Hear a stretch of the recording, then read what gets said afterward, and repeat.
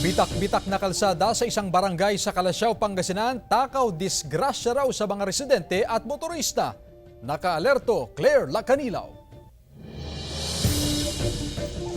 Takaw disgrasya umano sa ilang residente at motorista ang pagkakabitak-bitak ng ilang bahagi ng kalsada sa barangay Nagsaing, Calasiao, Pangasinan. Sanhiro ito ng madalas na pagdaan ng mga malalaking truck sa kalsada. Pag dumadam kami sa mga itong lubang, nahihirapan namin yung mga sasakyan namin, tapos kumakalabog-kalabog, nahihirapan.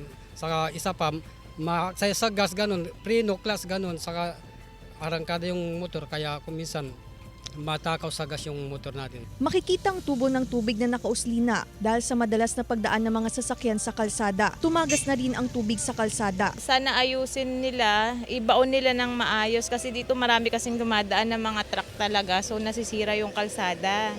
Kaya yan madalas yung problema na minsan sa ibang lugar ganyan din, tumatagas talaga.